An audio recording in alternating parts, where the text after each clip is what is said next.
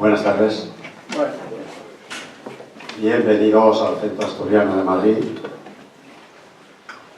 Es la casa regional más antigua de España, en el mundo entero. Solo tiene 135 años, cumplidos el día 2 de octubre.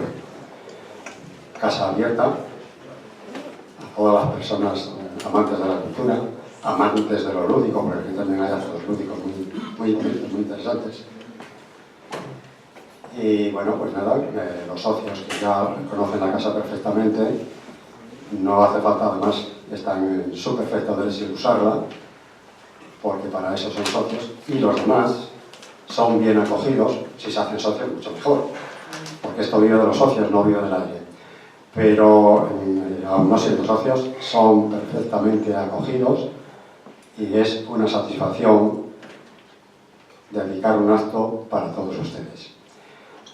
Hoy, bueno, primero quiero disculpar a nuestro presidente, que él hoy desearía siempre, en todos los actos, desearía estar aquí, hoy especialmente, por razones obvias, pero su obligación profesional le impide llegar, llegará, no sé a qué hora, pero no lo vamos a esperar porque los demás no tienen la culpa de que él esté muy comprometido con su profesión.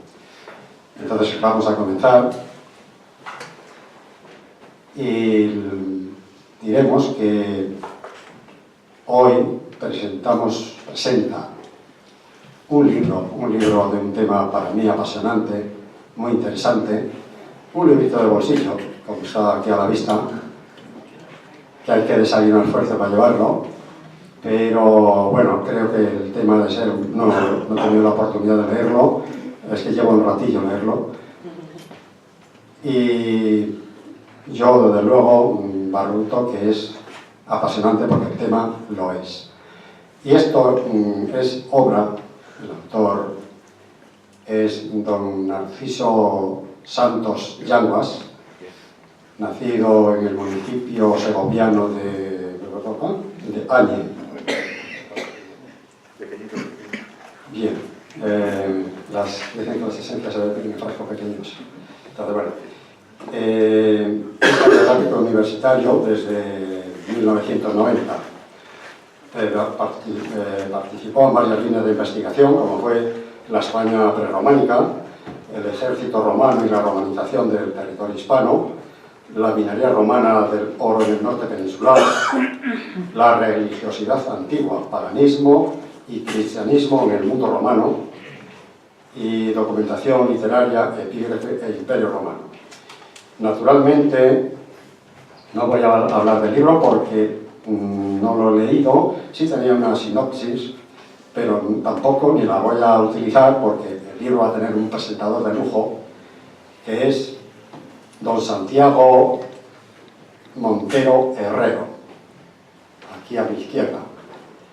Licenciado en Filosofía y Letras, es premio extraordinario, doctor en Historia Antigua desde 1979, premio extraordinario también.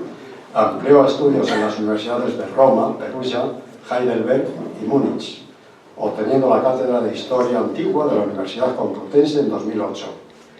Ha dirigido 6 proyectos de investigación, colaborando como miembro en otras más. Director del Instituto Universitario Ciencias de las Religiones de la Universidad Complutense de Madrid y miembro de la Junta Directiva de la Sociedad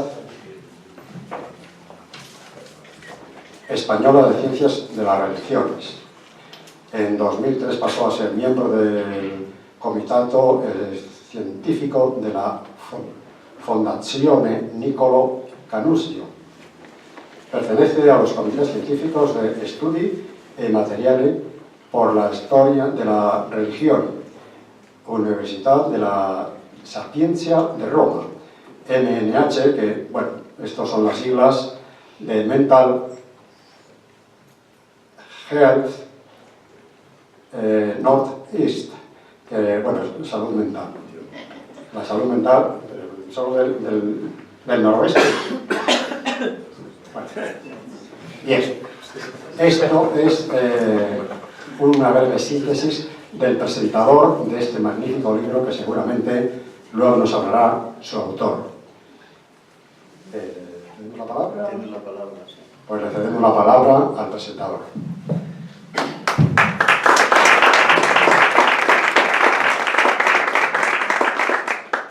Muchas gracias por su amable presentación.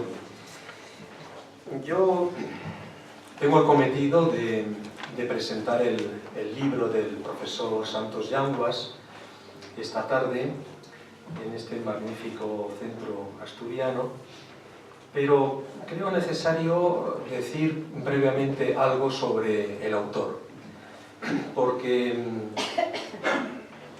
un libro siempre va indisolublemente unido a la biografía, a los aspectos biográficos del autor. Y en este caso yo creo que el recorrido biográfico, académico del profesor Santos Yanguas, yo creo que se deja sentir también en este libro que presentamos hoy sobre los Astures y el ejército, militares y civiles en época romana. Como ya se ha dicho, él nació en la provincia de Segovia, en Añe, pero es catedrático de Historia Antigua en Oviedo desde 1990, aunque había iniciado ya su carrera docente en Oviedo también mucho tiempo antes, desde el año 75.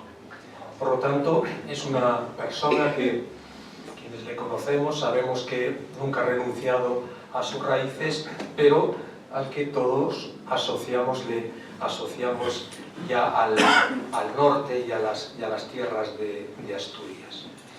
De hecho, toda su investigación, ahora volveremos sobre esto, la mayor parte de su investigación está dedicada al pasado de Asturias. Las comunidades indígenas, la administración romana, el ejército romano y la romanización, la minería romana del oro.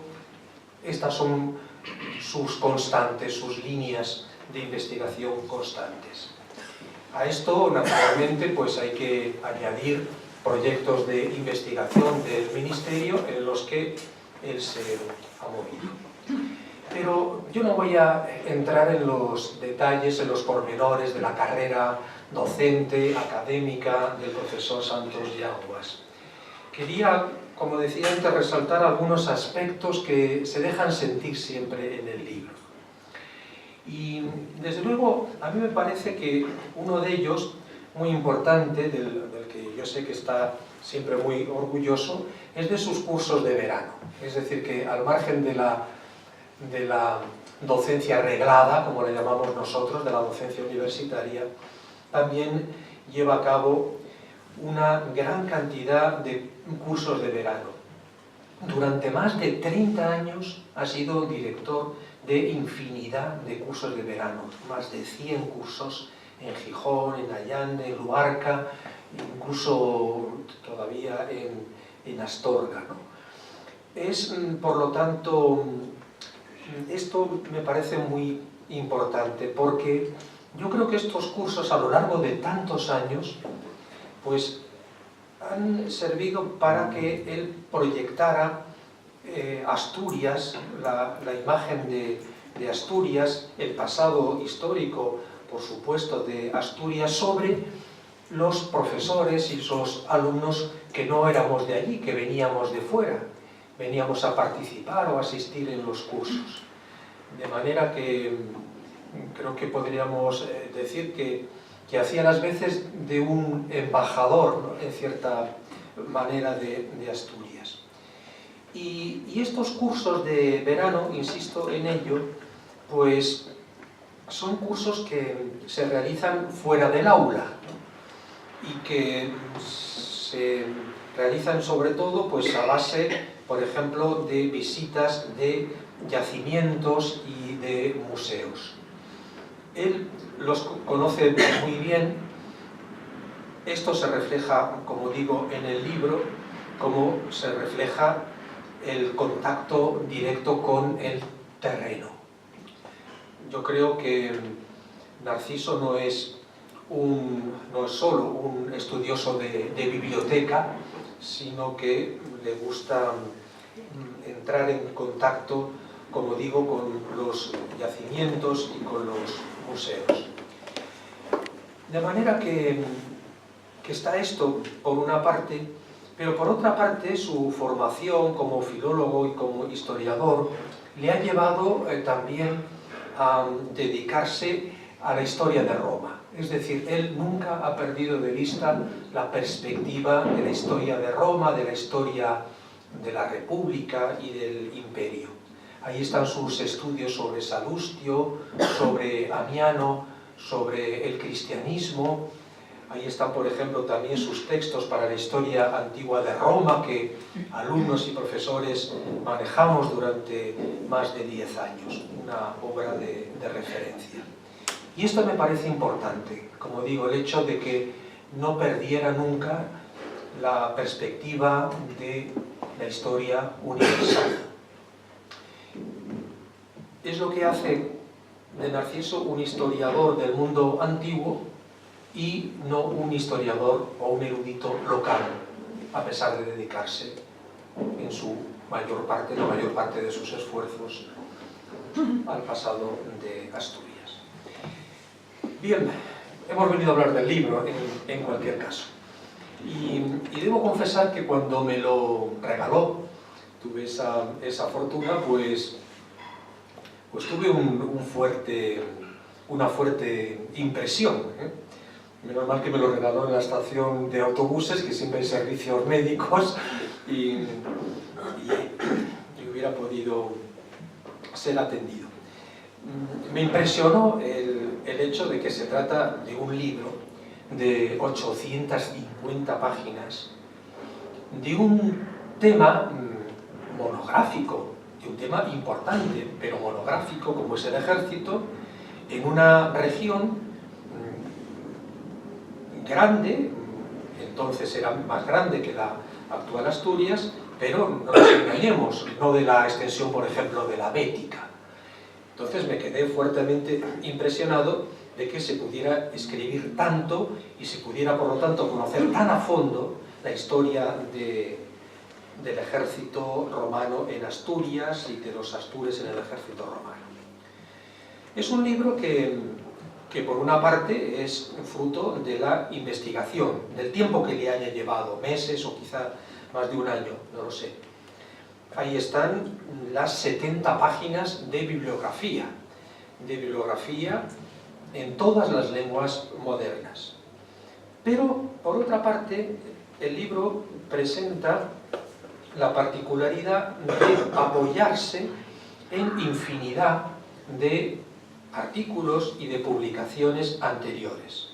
Es decir, es un tema sobre el que él vuelve, que aprovecha sus propios trabajos, naturalmente revisándolos, naturalmente actualizándolos, pero una obra, podríamos decir, sobre ya un conocimiento muy asentado. Ese trabajo anterior yo creo que viene expresado también en un dato, en un solo dato. De esa bibliografía, 70 páginas, 3 páginas recogen artículos suyos. Como suele decirse que el índice es el ojo del libro, pues les voy a enumerar brevemente los 10 capítulos que lo integran. La introducción al ejército romano, la anexión del territorio astur, el ejército romano de conquista, el marco administrativo del territorio de los astures, el ejército romano de ocupación, los astures y las tropas auxiliares, soldados astures en el ejército romano y economía, ejército y sociedad, ejército y religiosidad, ejército y urbanismo. Yo creo que el índice ya lo dice todo. Es decir, estamos ante un libro sobre el ejército romano en Asturias, pero, como decía antes, también un libro que aborda la presencia de los astures en el ejército romano, su presencia, por lo tanto, en Europa. Un libro que estudia la configuración y la historia de todas las unidades militares que llevan el étnico asturum. Pero, como digo, al mismo tiempo la presencia de los astures en el ejército romano. Y aquí Narciso no se contenta solamente con el aspecto prosopográfico, con mencionar la presencia, sino que aborda también el estudio de la integración de los astures en los cuerpos militares. Como ya he dicho antes, pues Narciso hace un esfuerzo adicional por no perder nunca de vista la perspectiva de Roma. Esto es lo que hace realmente interesante también el trabajo. Nunca se pierde la perspectiva de la historia de Roma y particularmente del Imperio Romano. Y de esta manera, entonces, Narciso lleva al lector de una parte a otra de Europa, ¿no? de Asturias al centro y al este de Europa. Es, en cierta manera, si se me permite la expresión, también un libro de viajes, ¿no? Extraordinariamente interesante. Todo ello siempre a través de las inscripciones, a través de las biografías de los militares y de los desplazamientos de las unidades militares, tanto en la península ibérica como en Europa. El libro cuenta con fuentes muy diversas. Son fuentes historiográficas, son los textos de los historiadores latinos, fuentes epigráficas, numismáticas y arqueológicas. Insisto también en lo arqueológico y por eso hablaba antes de los cursos de verano, ¿no? Y de ese buen conocimiento que tiene Narciso del terreno. Todas estas fuentes las trata de complementar el autor, unas con otras. De estas fuentes, básicamente la documentación es epigráfica, porque no son muchas las noticias de las fuentes escritas sobre el ejército, aunque tenemos luego más sobre la organización administrativa y territorial. Pero prima la epigrafía, priman las inscripciones que constituye pues, el principal referente del libro. Y claro, quiero, para los que lo desconocen, quiero señalar que cuando estamos ante una inscripción, ¿no? y particularmente el tipo de inscripciones que maneja Narciso, pues estamos ante tres tipos de problemas que hay que afrontar. En primer lugar, la lectura de la inscripción, porque suelen ser inscripciones breves, incompletas, fragmentarias, dudosas. Después está la traducción. Esto es un aspecto muy importante, que Narciso en ningún momento rehúye, en ninguno de sus trabajos, la traducción de las inscripciones. Yo le escuché hace muchos años a un gran epigrafista italiano, Gasperini, que para demostrar el conocimiento de epigrafía y de una inscripción había que traducir la inscripción. Quien no la tradujera está evitando, está rehuyendo el problema. Y luego hay un tercer tipo de problemas, que también no es fácil, no es sencillo, pero que también afronta Narciso, que es el de la datación de la inscripción, que es enormemente importante también para los historiadores, porque los historiadores no podemos reconstruir el pasado si no tenemos una cronología segura de las inscripciones.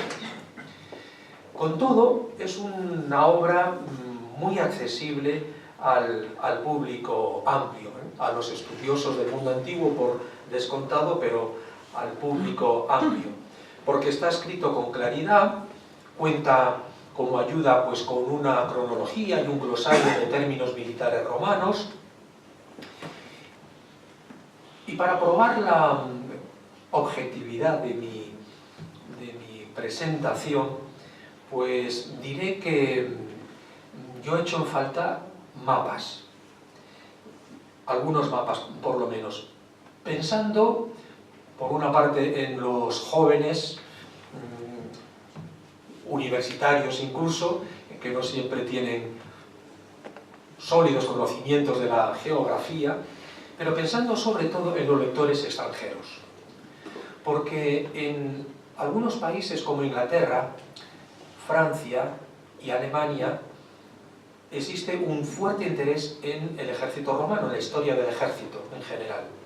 Y yo estoy seguro que es un libro que va a tener una excelente acogida entre los estudiosos de estas nacionalidades. Bien, para ir terminando, ¿cuál es mi impresión final del libro? Bueno, yo creo que cada lector seguramente saca siempre sus propias conclusiones y tiene al final su propia impresión final. La mía personal es que lo que se deduce de este gran libro es que el ejército romano no ha sido tanto, o si ustedes quieren, no ha sido solo un ejército de conquista, un ejército de anexión, un ejército de ocupación. Es evidente que han existido episodios de violencia, episodios de fuerza, seguramente desde el siglo II a.C. hasta la figura de Augusto, hasta el principado de Augusto. Pero lo que se desprende del libro es que es un ejército que contribuye a la pacificación de las poblaciones septentrionales, al arraigo de la organización administrativa y territorial. Por lo menos, si no desde Augusto, ya desde la época de Vespasiano hasta el siglo III y IV. Y eso lo expresa muy bien Narciso, con una frase.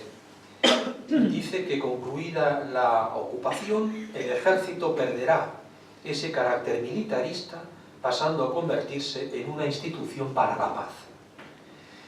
De manera que Narciso desmonta el tópico que tenemos muchas veces todos nosotros, que tiene la sociedad moderna, al identificar el ejército con la violencia continua, o en el caso del ejército romano en el norte, con la explotación exhaustiva de las minas de oro. Por cierto, desmiente en su libro que la población indígena fuera obligada, se entiende que a la fuerza, a trabajar en las minas. Y lo que tenemos frente a este tópico, pues es un ejército que construye, como él dice, la paz y que hace notables aportaciones a la vida civil. ¿Cuáles? Pues él las enumera, las estudia en profundidad a lo largo del libro. El ejército contribuye a la implantación del sistema monetario, sustituyendo el trueque que venía practicándose entre los indígenas. Realiza avances, aportaciones en sectores agropecuarios a través de los prata legionis y a través también de las nuevas técnicas que el ejército trae consigo. Se logra que los astures participen en el ejército, y no solamente eso. Después de 25 años de servicio militar, como todos sabemos, esos astures obtienen también la ciudadanía romana. Impulsa, desarrolla el ejército el urbanismo, un urbanismo que ha ido concentrándose precisamente en torno a los campamentos y a las tropas auxiliares. Y por último, también el ejército introduce nuevas divinidades y formas de culto, las romanas, superando, podríamos decir también, el panteón y los cultos y ritos más arcaicos, más ancestrales de los indígenas.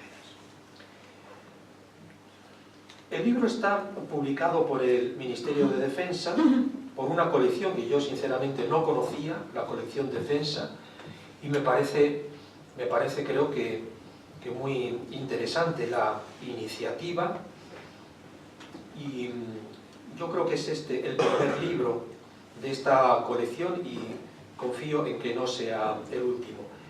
Es un libro muy bien editado, con una magnífica presentación y sobre todo en papel, porque yo creo que el prestigio de la publicación, es una opinión personal, todavía hoy, en 2016, el prestigio de una publicación se mide ante todo en papel, frente a las ediciones digitales o electrónicas, publicaciones, libros de este tipo.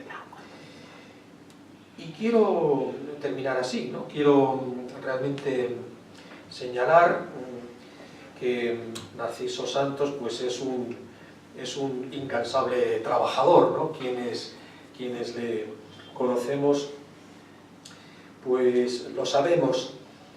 Poco antes, no mucho antes de la publicación de este libro, ha publicado un libro interesantísimo sobre la religiosidad de los Astures, publicado por el Instituto Universitario de Ciencias de las Religiones, cuyo director está aquí presente en la sala, y poco después de la publicación de este acabé de sacar otro libro más sobre el ejército también de los galaicos, ¿no?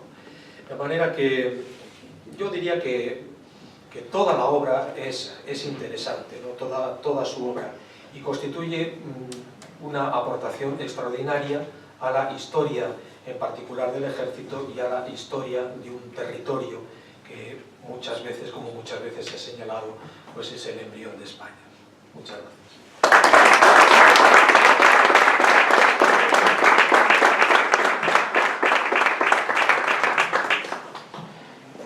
Bueno, y ahora vamos a ceder el micrófono al autor para que nos lea el libro, o que nos lo cuente de memoria, porque igual lo tiene memorizado. Bien, en cualquier caso, que diga aquello que él cree conveniente para vender libros. Los libros se escriben y se editan para venderlos, si no, mal negocio hacemos. Tiene la palabra el autor.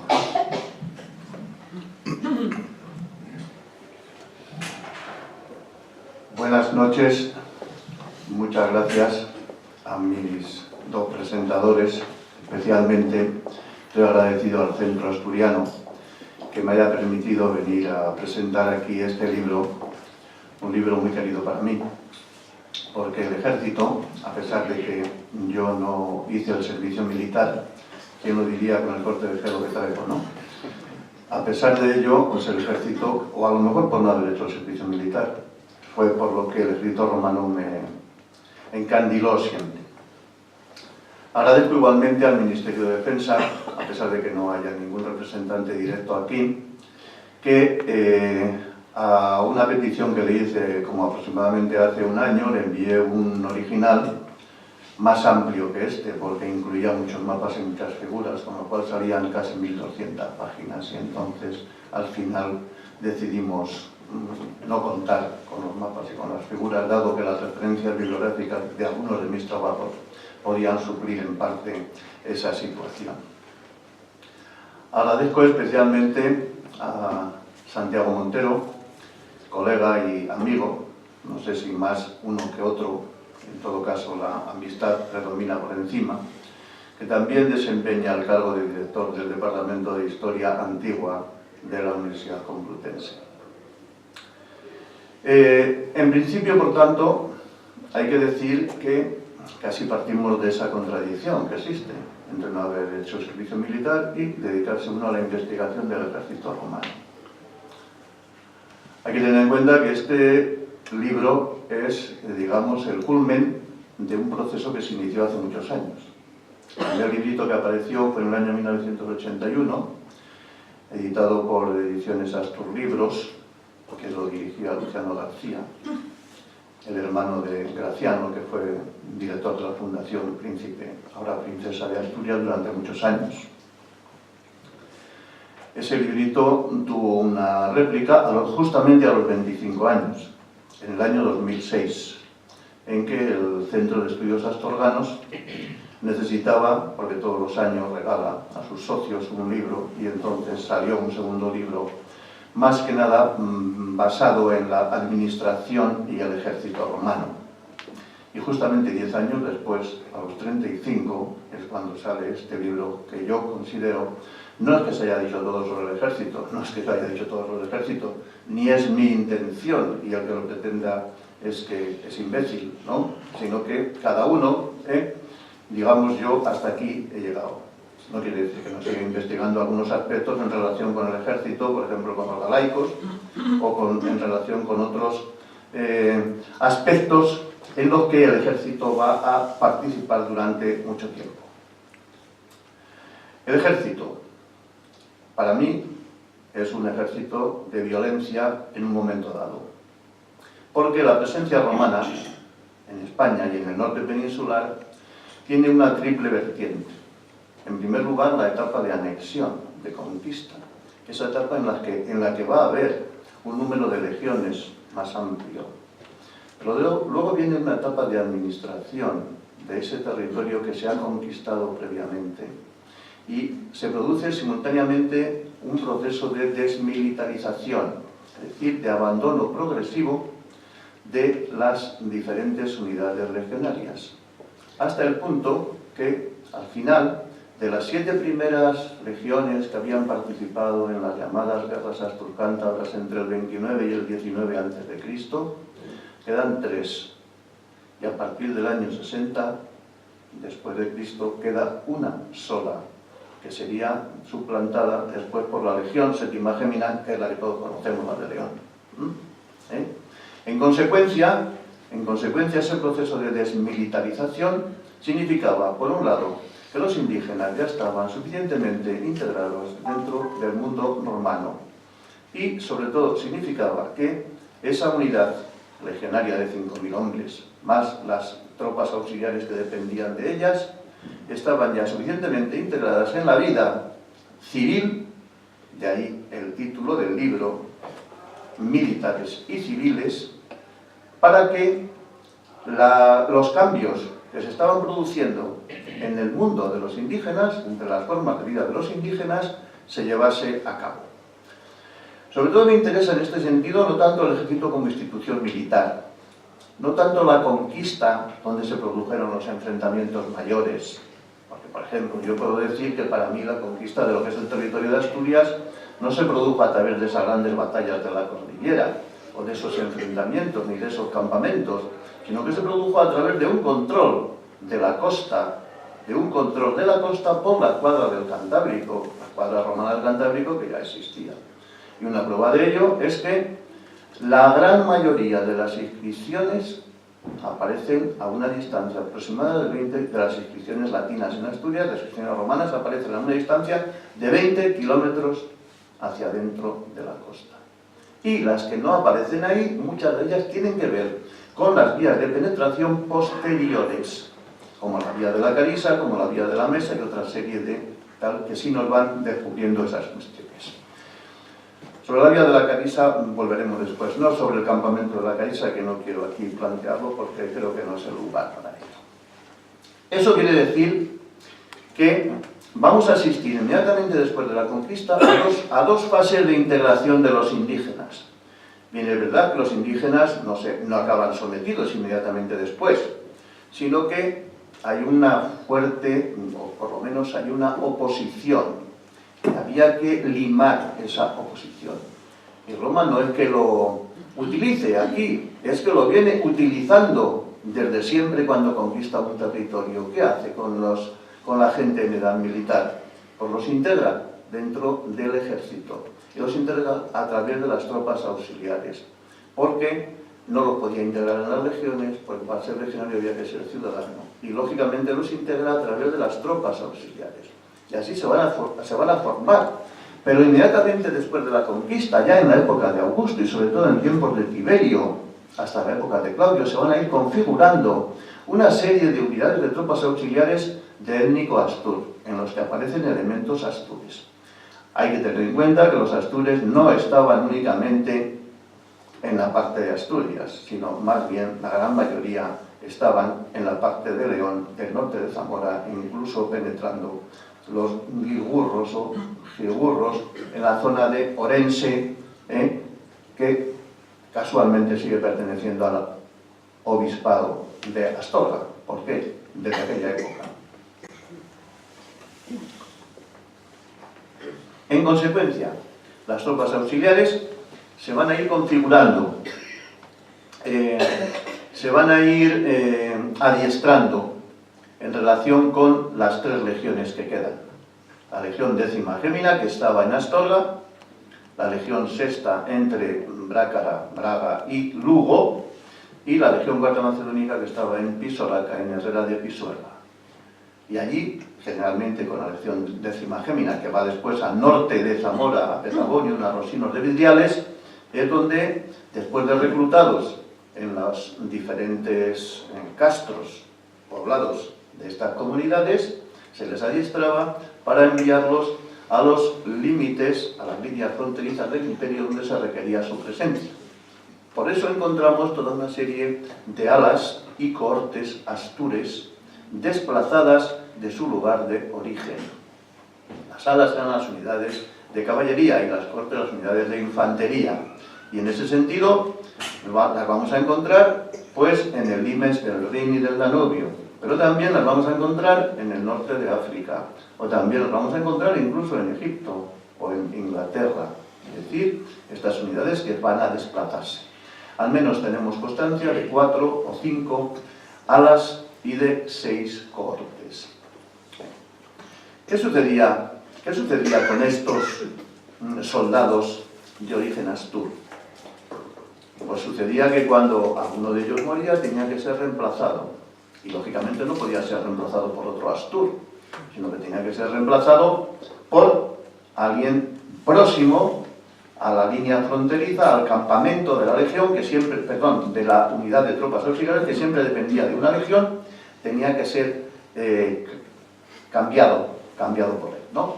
Esta sustitución es lo que condujo a que estas unidades militares, que muchas de ellas desaparecen en el siglo III y en el siglo IV, al final lo único que parece o que es posible que conservasen fuese el nombre, porque los astures habían ido desapareciendo.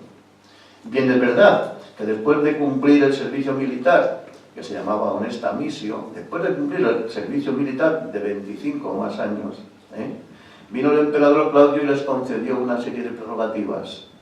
Por lo tanto, el ejército también como elemento social, sobre todo como elemento de cambio en el ámbito de estas comunidades. Y hay una cosa curiosa, se encuentran unidades mixtas de astures y lalaicos, lógicamente eran limítrofes. En consecuencia, es posible que su reclutamiento se produjese en el ámbito, en el marco de la Legión Sexta y de la Legión Decimagémina, se produjese con individuos de la zona que decimos, de esa línea entre Orense, León, donde se había producido la batalla del Monte Medulio, tan conocido, ¿no?, que posiblemente tenga que ver con las médulas, que están muy próximas allí, etcétera, etcétera, ¿no? Por lo tanto, tenemos constancia de 2 unidades de tropas mixtas de astures y lalaicos. Pero tenemos constancia de la participación de los astures también en otra serie de tropas. Por un lado, en las tropas de Roma, es decir, en las cortes pretorianas, las cortes que estaban cerca del emperador, cerca de lo que aquello significaba, que eran generalmente elementos selectos, seleccionados del resto de las unidades de tropas, aunque fuesen auxiliares, no tenía por qué no. Y tenemos constancia también de la existencia de un grupo de tropas especiales que se recluta en un momento dado, cuando ya generalmente el reclutamiento y el servicio militar se cumplía en la zona en la que uno había nacido. Esto lo impone Vespasiano, allá por los años 70, con la Legión Septimagémina. Y en consecuencia, todos los astures que a partir de ese momento sean reclutados van a servir con respecto a la legión establecida en León, en este caso. Pero a comienzos del siglo II tenemos un caso especial, unas tropas especiales, que son las llamadas o los llamados sinmagiarios astures. Es decir, unas tropas de características especiales, yo digo que a veces hasta podían ser mercenarios, no lo digo en el libro, pero bueno, así en unas conferencias y eso sí se puede decir, que hasta podían ser mercenarios, porque al frente de ellos está un personaje que analizaremos después. Es decir, que tenemos 3 niveles diferentes de participación de los astures en el mundo del ejército. Pero no solo va a ser la integración a través de la participación en el ejército. ¿Por qué? Porque llega un momento, como digo, en la época del emperador Claudio, mediados del siglo I después de Cristo, en que ya no se crea ninguna unidad nueva de tropas auxiliares. Y en consecuencia, a partir de ese momento, ¿qué pasa con esa fuerza de trabajo, con esa mano de obra que iba al ejército. ¿Qué pasa con esa mano de obra? Pues una cosa muy sencilla, que es la segunda forma, el segundo nivel de integración, que es utilización de esta fuerza de trabajo en la minería, como mano de obra no especializada, a través de las actividades mineras. Y detrás está el ejército, porque la mano de obra especializada era el ejército el que la va a llevar a cabo. El ejército es el que dirige, como capataces, como ingenieros técnicos, todo el sistema hidráulico que tiene que ver con el aprovechamiento de los recursos mineros. Algo sobre lo que no vamos a entrar aquí ahora, pero que en su momento puede tener lugar. Es decir, que los indígenas, para cambiar sus formas de vida, tienen que integrarse. Y la integración primero es forzosa, a través de las unidades de tropas auxiliares, pero después es voluntaria, porque sabemos que en el ejército, después de Claudio, se les concedía la ciudadanía, se les concedía el matrimonio legal, se les concedía la capacidad de comerciar dentro de los ámbitos comerciales de mercado típicos de los ciudadanos romanos, etcétera, etcétera. ¿Y qué pasa con los que después de dejar el ejército se dedican a las actividades mineras? Pues en España no tenemos todavía ninguna inscripción que nos permita decir nada, que no nos permita decir tampoco en relación, por ejemplo, con lo que cobraba un trabajador libre de esa mano de obras. Pero sí lo tenemos en relación con otras zonas del imperio donde la explotación del oro fue interesante, o fue importantísima, que es la Dacia. Allí donde habían participado los imaginarios astures, en la época del emperador Trajano, se conquista esa zona, la actual Rumanía, más o menos, que va a ser el otro lugar abastecedor del oro, no solo el noroeste peninsular, sino también Dacia. Allí se aparecen contratos de trabajo en relación con ello, ¿no? Entonces, podemos pensar que aquí también el ejército no solo fue un medio de promoción social, el servicio dentro del mismo, sino que también las actividades mineras dirigidas y vinculadas con el ejército. De hecho, están apareciendo ahora algunos campamentos, pequeños campamentos ubicados no en relación con la conquista, sino en relación con el aprovechamiento de los recursos mineros de oro. Por ejemplo, en la Sierra de Carondio, cerca de la Sierra del Palo, campamento de Moyapán, que controlaba todo el distrito minero de lo que era el Río del Oro, la zona de Busto Antiguo, etcétera, etcétera, toda esa zona. Pues ese es uno de ellos, pero aparecerán muchos más. ¿Por qué? Porque el ejército era el encargado de controlar esa minería.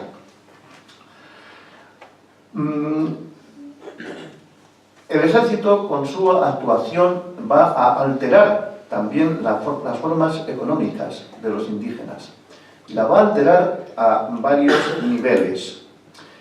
Sobre todo, hasta la llegada de los romanos, el norte peninsular estaba inmerso en unas sociedades, o en unas comunidades, unas sociedades de carácter comunitario, prepolíticas, con independencia de cada uno de los castros, y premonetales, porque no utilizaban la moneda todavía.